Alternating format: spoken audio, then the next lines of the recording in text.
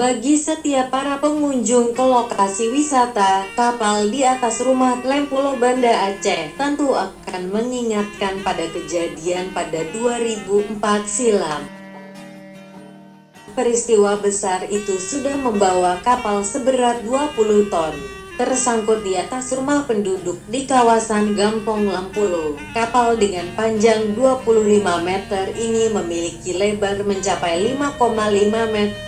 Posisi kapal ini masih seperti dalam kondisi semula yang terletak di atas atap rumah, hanya ditopang dengan beberapa tiang serta dinding yang masih kokoh untuk memudahkan pengunjung melihat area kawasan kapal ini. Pengunjung bisa menaiki tangga yang dibangun datar setinggi 5 meter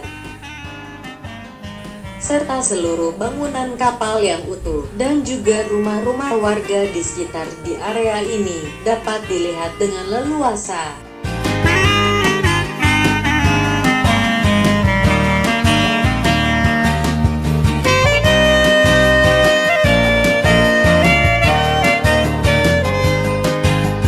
Di area wisata ini, pengunjung bisa masuk ke dalam ruangan situs tersebut serta mengirimkan doa-doa kepada para syuhada korban tsunami. Nama-nama para korban tersebut ditempelkan di dinding di lantai dasar. Nah, setelah pengunjung melihat dan mengirimkan doa-doa kepada para korban tsunami, pengunjung bisa menaiki lantai atas untuk melihat koleksi foto-foto kejadian saat tsunami dan pasca tsunami.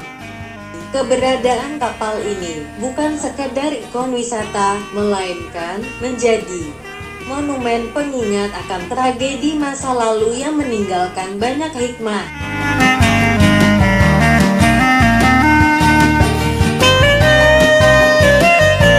Yakin Allah tu ada. Jadi jangan tinggalkan, jangan lupa dia lah. Lepas tu kita jangan sombong apa yang kita ada, sebab dalam sekelip mata je segalanya akan habis. Dunia ini hanya pinjaman. Diri kita dipinjam Allah. Kalau sampai saatnya dia ambil kembali.